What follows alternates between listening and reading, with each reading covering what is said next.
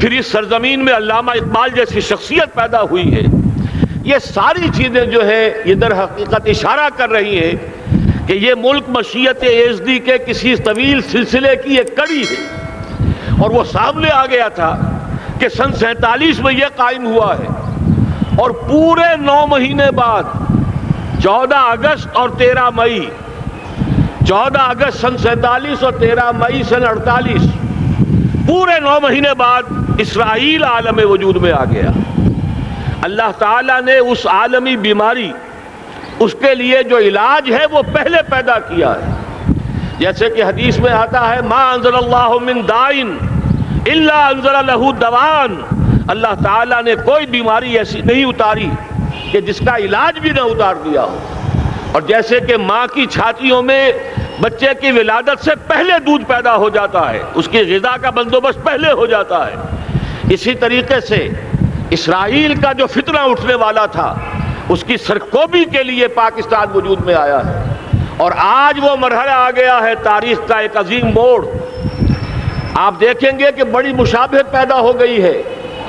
ایک طرف بظاہر امریکہ کی مرضی کے خلاف اسرائیلی وزیر اعظم نتن یاہو وہ بڑا ایک غرور کا اور بڑے تکبر کا مظاہرہ کر رہا ہے، اور وہ پورا پیس پروسیس جس پر نہ معلوم کتنا وقت صرف ہوا تھا، کتنی محنتیں ہوئی تھیں، کتنے راؤنڈز آف ٹاکس ہوئے تھے، کبھی واشنگٹن میں ہوئے ہیں، کبھی اوسلو طرز کا کوئی معاہدہ ہوا ہے، کبھی پھر اور اس کے بعد پیشی ہوئی تھی میڈرڈ کے اندر بھی، لیکن وہ سارا پیس پروسیس جو ہے اس کی دھجیاں کر رہا ہے.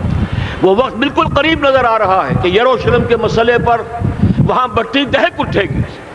اور احادیث نبویہ میں جو خبریں دی گئی ہیں کتاب الملاحم کی احادیث میں معلوم ہوتا ہے کہ اب اس کا آغاز ہونے والا ہے. نتن یاہو کو امریکہ کے خلاف جانے کا اصل میں حوصلہ کیوں پڑ رہا ہے؟ اس لیے کہ اسے معلوم ہے کہ فرنگ کی رگیں جہاں پنجہ یہود میں ہے، چاہے کلنٹن ہو یا کلنٹن کا باپ ہو، یہودی لابی وہاں کی اتنی مضبوط ہے، کانگریس میں اور سینٹ میں ان کا اتنا اثر ہے کہ کوئی بھی وہاں شخص بڑے سے بڑا طاقتور اور بڑے سے بڑا اختیارات کا حامل اسرائیل کی مرضی کے خلاف نہیں جا سکتا. یہی معاملہ یہاں نظر آ رہا ہے. بظاہر تو ناراضگی کا اظہار ہوا ہے، لیکن یہ بات اب تو کھلتی چلی جا رہی ہے. حقیقت یہ ہے کہ یہود اور ہنود کا بڑا گہرا لنک قائم ہو چکا ہے، اور یہ بھٹیاں اب دونوں طرف دہکیں گی. میں اس سے پہلے بارہا کہہ چکا ہوں، ملت اسلامیہ تقریباً 150 کروڑ افراد پر مشتمل ہے، لیکن اس میں سے تقریباً 20 کروڑ عرب ہیں. ان کو اللہ نے خصوصی فضیلت دی تھی. یہ تھے کہ جن کی زبان میں قرآن نازل ہوا، خود محمد عربی صلی اللہ علیہ وسلم عرب تھے، انہیں جو فضیلت عطا کی تھی. لیکن بدقسمتی سے اس دور میں آ کر بھی انہوں نے آزادی حاصل کرنے کے بعد بھی اپنا قبلہ درست نہیں کیا. کسی نے ماسکو کی طرف رخ کیا، کسی نے واشنگٹن کا رخ کیا، اللہ اور اس کے رسول کی طرف رخ نہیں ہوا. واقعہ یہ ہے کہ مجرم ہیں. دوسرے بڑے مجرم 150 کروڑ میں سے 10% یہ 15 کروڑ مسلمان ہیں. حالیہ جو سینسس ہمارا ہوا ہے اس کے بعد اندازہ ہو رہا ہے کہ یہاں کی آبادی 15 کروڑ ہو چکی ہے. 10% امت مسلمہ کا مسلمانان پاکستان ہے، اور یہ اس اعتبار سے کہ اسلام کے نام پر ملک بنا کر نصف صدی گزار چکے، لیکن یہاں پر اسلام کا بول بالا نہیں ہوا، کتاب و سنت کی بالا دستی کر اعلان نہیں ہوا. دستور میں ساری اسلامی دفعات موجود، لیکن اس کے ساتھ ہی ایسے خلا موجود، چور دروازے موجود کہ کوئی دفعہ بھی مؤثر نہیں ہے. یہ منافقت کا پلندہ لے کر ہم چل رہے ہیں اس دستور کو، اس دستور مملکت پاکستان کو. لہذا واقعہ یہ ہے کہ یہ بھٹی جو ہے اب ہماری آزمائش کے لیے آگ آد ابراہیم ہے، نمرود ہے. کیا کسی کو پھر کسی کا امتحان مقصود ہے؟ اسی لیے میں نے وہ آیت بھی آپ کو سنائی، وَلَنَّبْلُوَنَّكُمْ بِشَيْءٍ مِّنَ الْخَوْفِ وَالْجُوعِ. آج کی صورتحال پر غور کیجئے، کس درجے یہ الفاظ ہمارے جو ہیں وہ ثابت ہو رہے ہیں اور جس اپلائی ہو رہے ہیں. ایک خطرہ پیدا ہو چکا ہے.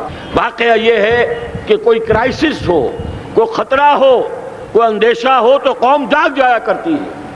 اور اس کے بعد حقیقت یہ ہے اگر ہم نے جرأت کر لی، اور مجھے یقین ہے کہ ہو جائے گا، کچھ لیت و لال ہے، کچھ تاخیر ہے، حکومت کے کچھ اعلانات دو طرفہ سے بھی آ جاتے ہیں، لیکن مجھے یقین ہے یہ دھماکہ ہوگا، یہ مشیت ایزدی ہے، یہ شدنی امر ہے، یہ ہوگا۔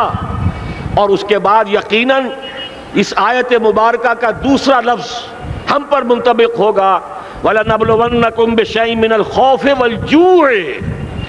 یہاں دوسرا لفظ بھوک کا لفظ ہے، ہم پر سختیاں آئیں گی یقیناً۔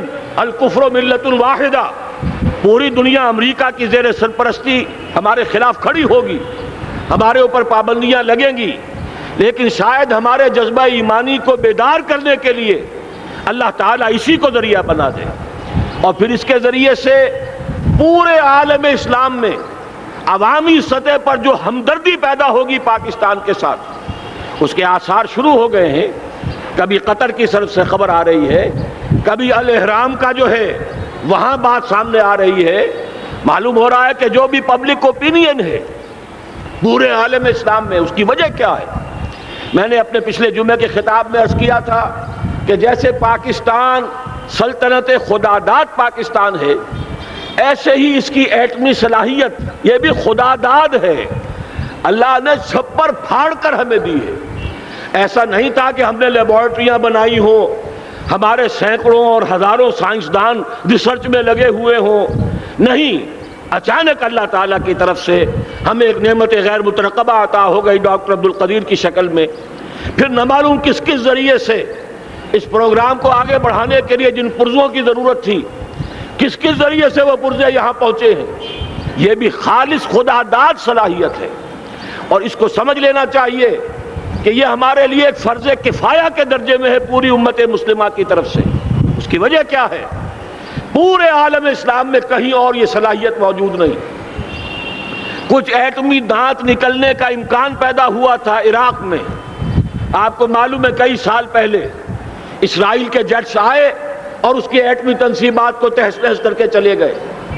اس کے بعد جو کچھ ہوا ہے خلیج کی جنگ میں، اس کا اگلا پچھلا کھایا پیا سارا اگلوا دیا، اور اس کے لیے جو پابندیاں ہیں شدید سے شدید تر ابھی تک چلی آ رہی ہیں۔ تو اچھی طرح سمجھ لیجئے کہ پورے عالم اسلام میں صرف ایک پاکستان ہے، پوری دنیا میں صرف ایک ملک ہے جو اسلام کے نام پر بنا، پورے عالم اسلام میں صرف ایک ملک ہے جس کے پاس ایٹمی استعداد ہے۔ ان دونوں چیزوں کو سامنے رکھیے تو پھر مشیت ایزدی میں مختلف چیزیں جو اللہ تعالیٰ کی اس تدبیر کے اندر موجود ہے، اس کی کچھ نہ کچھ کڑیاں جو ہے ملتی نظر آتی ہیں۔ لہذا اگر یہ معاملہ اب ہو جاتا ہے تو یقیناً اگرچہ سختی آئے گی، وَلَنَبْلُوَنَّكُمْ بِشَيْءٍ مِّنَ الْخَوْفِ وَالْجُوعِ، لیکن ایک تو یہ کہ اس قوم کے اندر سے انشاءاللہ جذبہ ایمانی برآمد ہوگا، اس قوم کے اندر سے ایثار اور قربانی کے جذبات برآمد ہوں گے، پورے عالم اسلام کی اخلاقی سپورٹ اسے حاصل ہوگی۔ اور میں یہ سمجھتا ہوں کہ جیسے نوائے وقت نے بھی بہت اچھا کیا، کل یا پرسوں کے اپنے جو سر وقت پر وہ احادیث شائع کر دی ہیں، جن میں سے دوسری حدیث بڑی معنی خیز ہے۔ حضور نے فرمایا عصابتان احرزہم اللہ من النار، دو لشکر ایسے ہیں کہ جن کو اللہ تعالیٰ نے جہنم کی آگ سے چھٹکارے کا پروانہ دے دیا۔ وہ لشکر جو ہیں وہ جہنم کی آگ سے چھٹکارا پا گئے، احرزہم اللہ من النار۔ وہ دونوں لشکر کون سے ہوں گے؟ اصابت یغزو الہند، ایک وہ کہ جو ہندوستان پر حملہ آور ہوگا، اور دوسرا وہ جو حضرت مسیح علیہ السلام کے ساتھ جبکہ ان کا نزول ہوگا، اور اللہ تعالیٰ ایک مجدد، اس آخری دور کے مجدد کی حیثیت سے حضرت مہدی کو بھی ہمارے درمیان میں سے اٹھائے گا، اور پھر جو آخری فیصلہ کن جنگ ہوگی الملحمۃ العظمیٰ، اس کے لیے یہاں سے فوجیں جائیں گی ان کی مدد کے لیے۔ اب ان دونوں فوجوں کو ایک حدیث میں جمع کرنے سے اندازہ کر لیجئے کہ اس کا مطلب کیا ہے۔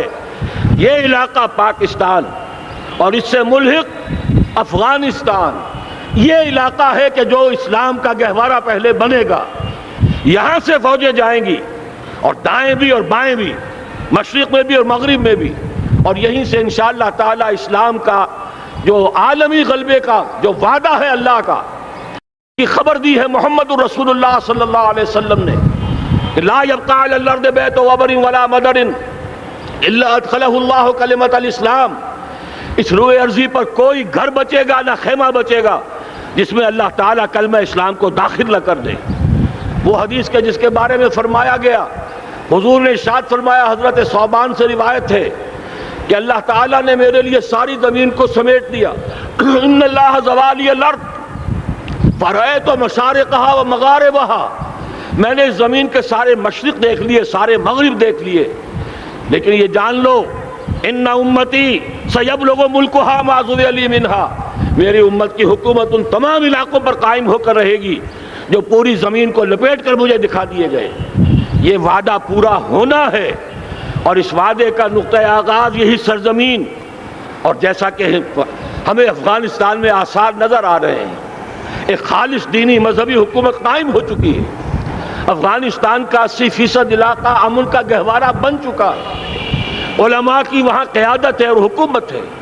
یہ پاکستان اور افغانستان مل کر، جیسا کہ آپ کو یاد ہوگا میں نے جب تجویز پیش کی تھی کہ حکومت پاکستان فوراً تسلیم کرے طالبان کو، اللہ کا شکر ہے، میں یہ نہیں کہتا کہ میرے کہنے کی وجہ سے ہوا، لیکن بہرحال اللہ کا فضل ہوا کہ چند دن کے بعد ہی حکومت پاکستان نے تسلیم کر لیا طالبان کی حکومت کو۔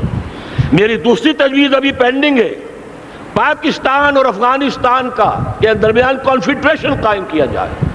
یہ ملک دونوں مل کر واقعتاً، کہ ایک نے واقعتاً 15 لاکھ سے زیادہ جانیں دے کر مرنا سیکھ لیا ہے، اور جو قوم مرنا سیکھ لے اسے کوئی مار نہیں سکتا، اسے کوئی شکست نہیں دے سکتا، اور ایک وہ قوم ہے پاکستان میں کہ جو 400 سال کی تجدیدی مسائی کے اثرات کی امین ہے، یہ اس کا تراث علمی ہے، چاہے وہ تحریک حضرت مجدد الفسانی کی تھی، چاہے وہ علمی تحریک شاہ ولی اللہ کی تھی، چاہے وہ تحریک جہاد سید احمد بریلوی کا تھا، چاہے اور جو بھی رجال عظیم پیدا ہوئے ہیں 14ویں صدی ہجری میں، ان سب کے اثرات یہاں موجود ہیں۔